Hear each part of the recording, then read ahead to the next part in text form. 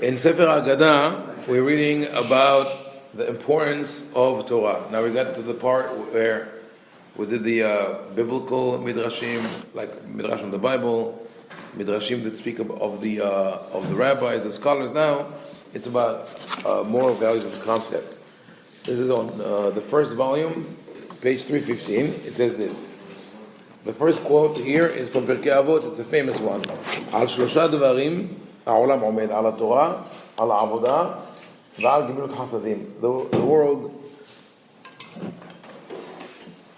rests on three pillars: Torah, avodah, which could be understood as either prayer or work by the commentators, v'al gemilut hasadim, and by doing acts of loving kindness by helping each other. So we have to understand what those three values mean. So traditionally, people think that Torah means learning of Torah, but that's not the intention of the author. Learning Torah is not enough. The Torah's knowledge has to be applied on a daily basis to our daily life. So Torah. And we'll see later as we go through other statements of the rabbis, when they say that Torah is important, they mean the applicable Torah, the applied knowledge. You study, in the world of Hachamim, by the way, the majority of people study Torah as children, maybe teenagers, but then they went to work. And if you work from the perspective of Torah, when you go to work, whatever it is that you do, and you conduct your business with the values of Torah, which are helping others, being honest, promoting or realizing your talents in order to be able to help others, then your life is a life of Torah. In any profession you have, this is the life of Torah. Otherwise, the Judaism is not a sustainable religion. You're going to have everyone that studies and learns Torah all day long. What is going to happen with the rest of the world? Even if you think God is going to provide for you miraculously, it has to come from somewhere. That's one. But the other problem is that if a person studies Torah all day long and is not engaged with other people, he doesn't understand their problems and their needs, etc. And that's why the rabbis here said very clearly, you need the three pillars. Torah by itself doesn't work. If a person only have one pillar of Torah, is going to fall, is going to collapse. What is the second one? Let's go to the third one first. Gemilut Hasadim, that we understand. If Torah is the theoretical guide, you have to learn what you have to do, and Gemilut Hasadim, how you apply it in reality. And Gemilut Hasadim is the idea that we always have to think of the other and see how we can help another person. And the rabbis made an interesting statement about Gemilut Hasadim. It says it's not charity.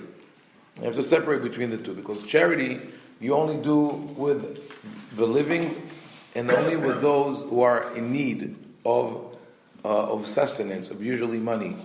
But Gemilut Hasadim you could do with anyone, even with the dead, in a way, by respecting their memory or taking care of a body after death. But you do it also with the rich. It doesn't matter if one is rich or poor. Gemilut Hasadim is being there for them. If someone has a problem, could be the richest person in the world, but he has a personal problem, emotional, with the family, and he calls you and he wants to talk about that, and you give him advice, that's Gemilut Hasadim.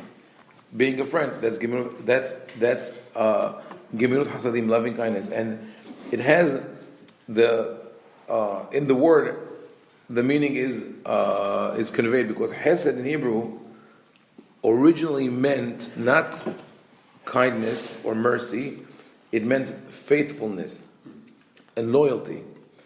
That's why David HaMelech says in Shir Hashirim, Shamera nafshi ki hasid ani.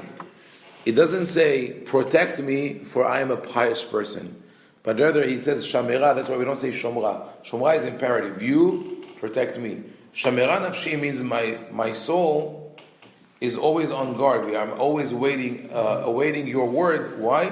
Because I'm hasid, because I'm loyal. I'm faithful to you. So Hasid is to be faithful. Ligmor Hesed Ligmor has the gamal is How do to you say faithful in Hebrew? ne'eman.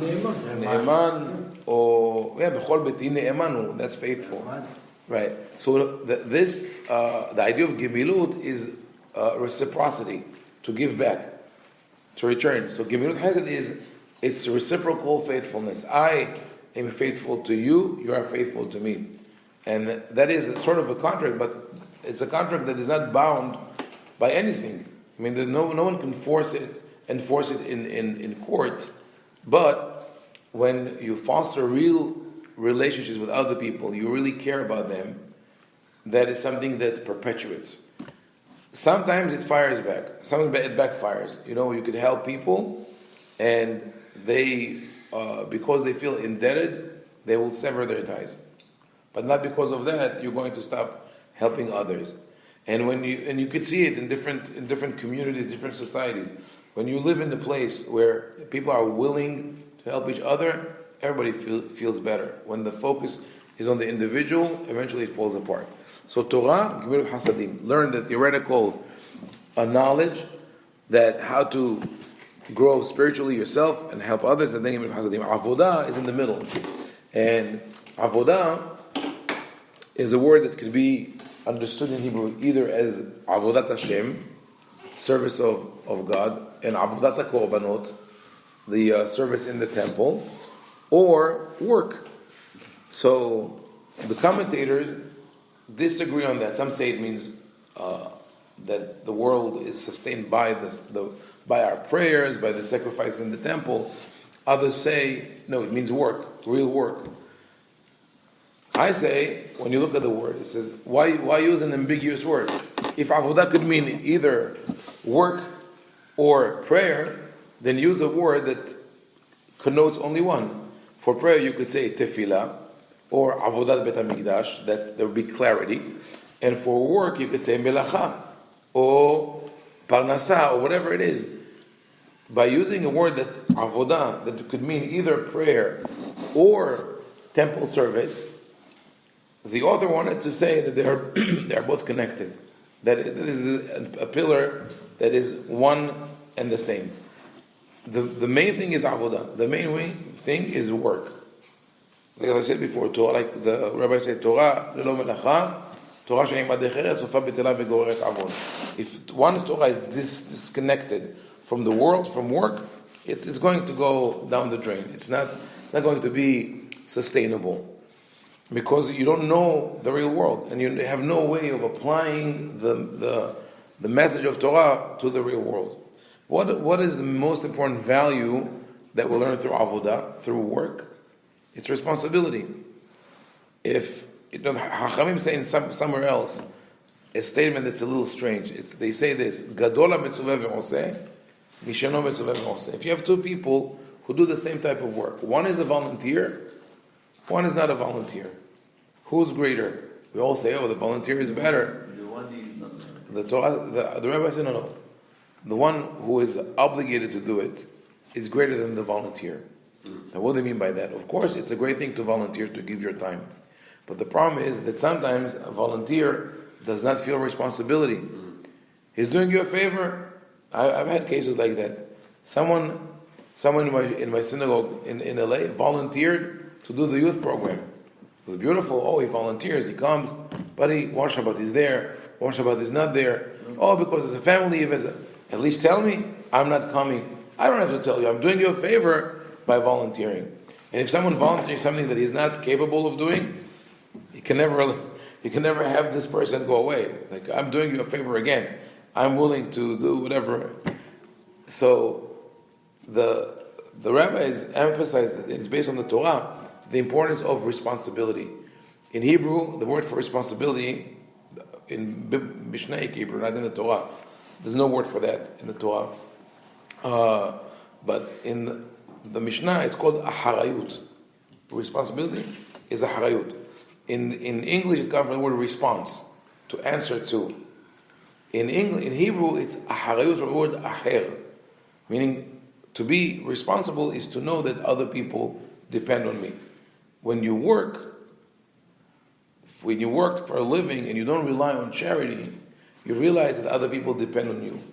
When you rely on charity, it's the other way around. You depend on other people, and if it goes on for a while, which I know from Israel, I know from people who deal with the Haredi community,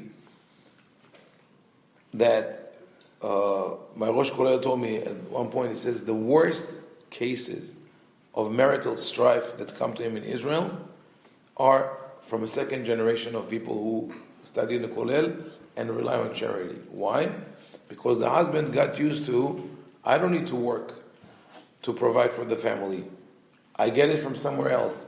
If those people are giving me money, think that I'm that important, that they have to support me, of course my wife has to also, in a way, bow down to me. We develop this mentality of I'm entitlement. When the second generation grows like that, that's the entitlement, the son of entitlement. That's it. So if the wife asks for something, can you do this? Can you do that? I'm entitled. The whole world has to serve me, so it's a problem. But when you work for a living, responsibility. You have to keep schedule. You have to take care of. Whether you're independent or not, you have employees, employers, providers, customers. There are a million things that you have to do. You can't just say one day, okay, forget it. And I think you all know it. Like if you hire teenagers to work for you, you could see this attitude once in a while. And the best school of business is that when people, of course, they have to get the theoretical knowledge, but along that, also to work in a place and to be able to keep a job and to be able to move ahead and do it in a way that's respectful. There are a lot of things that you can learn from that. How does it tie to tefillah? What is tefillah? What is prayer? Prayer, in a way, is turning to Hashem and saying, I want you to be responsible for me. Right? What is tefillah? It says, I did whatever I can. Now, I need your help. In many cases, the tefillah helps us not receive things from above, but find out that we are capable of doing it. If you don't pray, you give up hope. When you pray, you say, wait a second, I could do it. You get this kind of impetus of hizuk. Palel, literally in Hebrew, lefalel means to judge. That's why we have the word plili, din plili. Laflil is to incriminate. Palel is from tefillah. But the lamed is the gesh because it's a double lamed. Tefillah. So it's like, it should have been tefillah, but the lamed, it's pi'il. So leitpalel means to judge. So what do you do in tefillah? We judge ourselves. We say, I think that I'm, maybe the best there is. No, but I still need this, I still need this, I still need that. And maybe I made a mistake here. So now that we judge ourselves, we are also willing to correct what is wrong. It's meditation. And it's helpful. Now when we turn to Hashem and we say, please help me, we say, Hashem, please be responsible for me, right? So God says, okay, are you responsible for yourself? Did you do whatever is within your power? If so, I will help you. If not, how can you turn to me? You didn't do your part yet. This is a nice wordplay that people did on the verse, Adonai ilachem lachem, v'atem taharishun. Originally, in the original context, that's before they crossed the Yam Suf, the Sea of Reeds, God says, God will fight for you. You keep quiet. So you don't have to do anything. That was back then. That was the short period of the Bible where God intervened miraculously. After that, we have to work for everything. So they said this is how you should read Hashem, yilachem lachem. God will give you bread, lechem. Ve'atem, taharishun. You have to plow. With the word laharosh. So Hashem if you do your part, God does his part. So now it all comes together. Torah, avodah, gemilut hasadim means Torah, I study theoretically to know what I have to do, to grow spiritually. Avodah, I apply it in everyday life.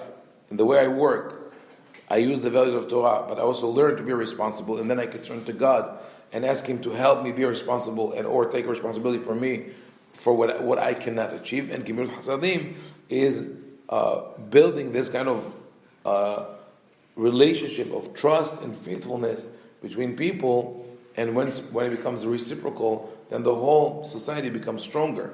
And that's really what the olam, the society, is sustained by.